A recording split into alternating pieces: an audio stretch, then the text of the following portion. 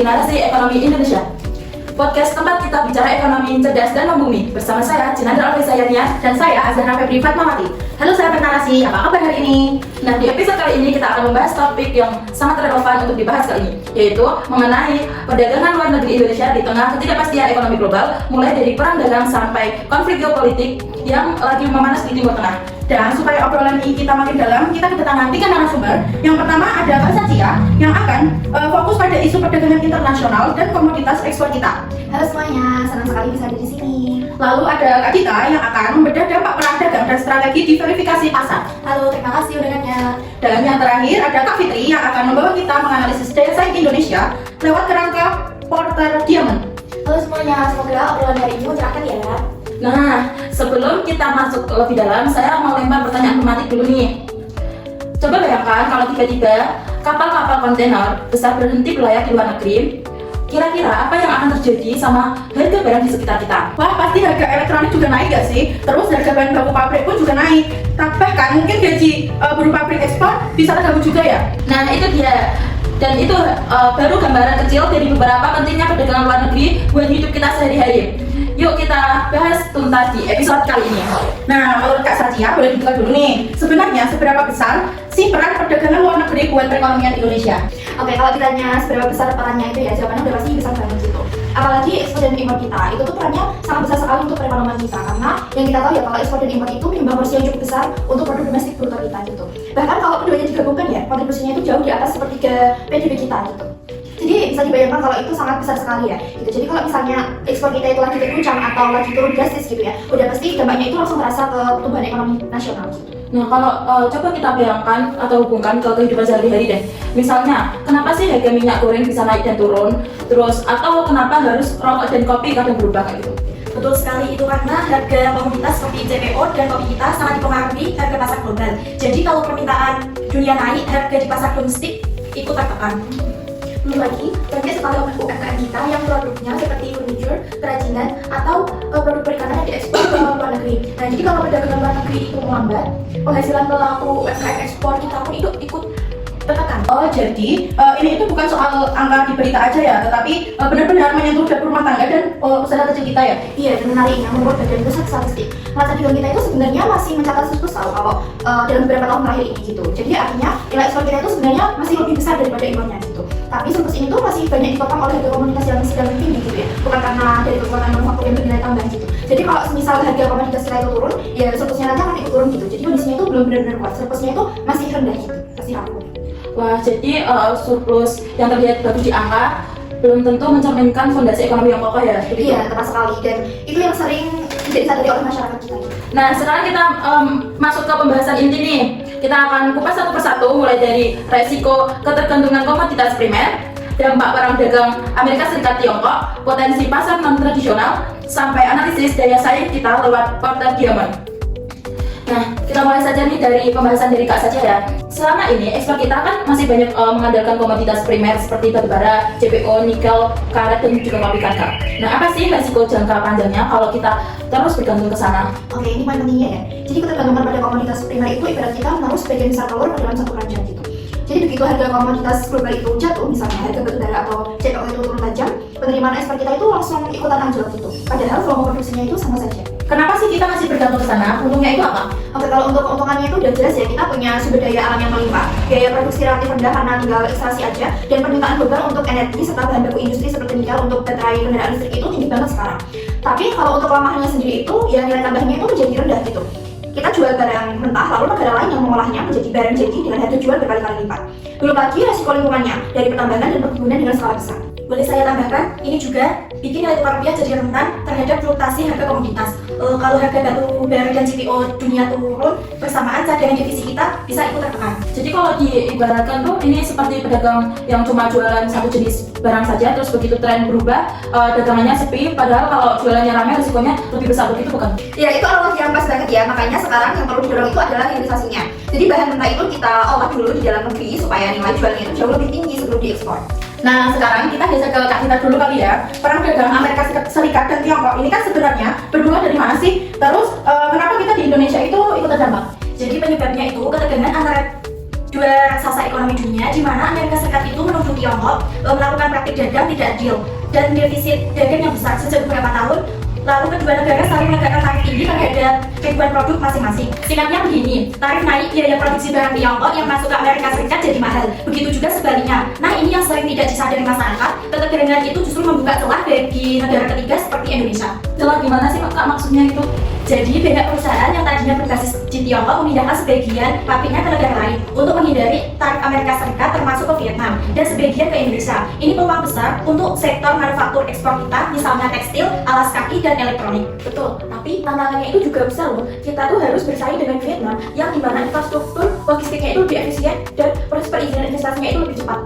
Kalau kita lambat berbenah, peluang relokasi pabrik itu bisa lari ke negara tetangga. Contoh nyatanya, beberapa produsen alas kaki dan furnitur global sudah menambah kapasitas produksi di Jawa Tengah dan Jawa Barat.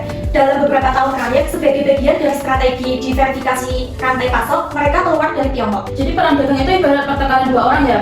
Terus tapi orang di sekitarnya bisa kebagian rezeki kalau jeli melihat peluang. Terus kalau sekaligus bisa kena getahnya kalau mereka itu tidak siap begitu. Pas banget analoginya, makanya kebijakan pemerintah soal kemudahan investasi dan insentif pajak itu krusial supaya peluang relokasi pabrik itu benar-benar mendarat di Indonesia, bukan cuma lewat aja. Nah ini yang membuat saya penasaran nih. Selama ini kita kan sangat bergantung pada pasar tradisional seperti Amerika Serikat, Tiongkok, Jepang, dan Uni Eropa. Kak Saja dan Kak Gita, menurut kalian pasar mana yang lebih potensial buat kita jelasin? Oke, jadi ada beberapa yang menarik nih ya. Seperti ini ya misalnya yang menjadi pasar besar untuk CPO dan batu bara kita dengan populasi besar dan juga ekonomi yang terus tumbuh gitu. Kemudian ada juga Bangladesh dan juga Pakistan ya yang potensial sekali untuk produk tekstil dan juga bahan baku industri kita. Kalau saya soroti kawasan Timur Tengah dan Afrika, Timur Tengah itu punya daya beli tinggi terutama untuk produk makanan halal, alas kaki, dan produk konsumsi. Sementara di tengah ketegangan konflik regional, di sana negara-negara teluk justru makin gencar diverifikasi ekonomi mereka dan butuh mitra dagang baru yang stabil seperti Indonesia. Oh, menarik banget sih. Jadi di suatu kawasan itu malah bisa membuka peluang dagang buat kita gitu. Betul, karena negara-negara teluk semakin ingin mengamankan pasokan pangan dan barang konsumsi dari mitra yang terlibat konflik langsung. Selain itu, Afrika dan Amerika Latin juga punya kelas menengah yang tumbuh cepat. Sementara Asia Tengah menarik sebagai jalur baru perdagangan darat menuju Eropa. Iya, tapi strategi masuknya itu juga tidak boleh asal ya, karena kita kan juga perlu adanya perjanjian bilateral, promosi dagang lewat atas perdagangan, dan juga penyesuaian produk dengan standar setempat. Jadi misalnya sertifikasi halal untuk pasar Timur Tengah. Boleh saya tambahkan? UMKM ekspor kita itu juga perlu didorong masuk ke pasar-pasar ini melalui platform digital dan pemeran dagang virtual supaya biaya penetrasi pasarnya itu tidak terlalu mahal buat para pelaku usaha kecil. Gitu ya. Jadi kalau diibaratkan selama ini kita cuma jualan ke tetangga sebelah yang itu saja ya. Padahal kan ada banyak kompleks perumahan lain yang juga butuh barang kita gitu. Ibaratnya yang pas sekali, dan diverifikasi pasar ini juga jadi bantalan kalau salah satu mitra dagang utama kita sedang mengalami perlambatan ekonomi. Nah sekarang giliran Kak Fitri ya. Kita mau bedah daya saing Indonesia pakai kerangka Porter Diamond. Kamu pilih sektor yang apa nih? Kalau aku pilih sektor kopi, alasannya itu karena komoditas yang sudah sangat dikenal dunia dan punya potensi nilai tambah besar kalau dikelola itu kopi. Coba kita lihat datanya, mulai dari faktor condition dulu deh. Dari sisi faktor condition, Indonesia itu diuntungkan oleh kondisi geografis, pegunungan tropis yang ideal untuk kopi Arabica dan Robusta. Nah, mulai dari Aceh Gayo, Toraja, sampai ke Kalimantan. Nah, tenaga kerja petani kopi lokal itu juga sangat melimpah. Meski keterampilan pengolahan pasca panen itu masih perlu ditingkatkan lagi. Lalu dari sisi demand condition, tren konsumsi kopi domestik kita itu sedang naik pesat, terutama lewat menjamurnya kedai kopi lokal. Permintaan domestik yang kritis dan makin melek kualitas ini tuh justru mendorong petani dan produsen untuk terus memperbanyak mutu produksinya. Sebentar, saya ingin menanggapi. Berarti pasar domestik kita jadi semacam laboratorium sebelum produknya matang untuk ekspor ya? Betul sekali, itu poin yang sangat menarik. Nah, lanjut ke relate dan supporting industri.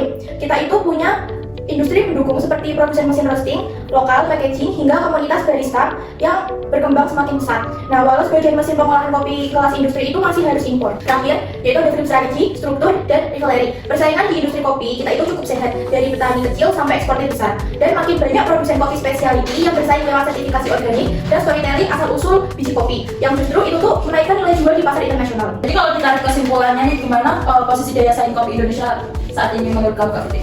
Kopi Indonesia itu punya fondasi daya saing yang sangat kuat dari sisi faktor alam dan permintaan domestik yang matang.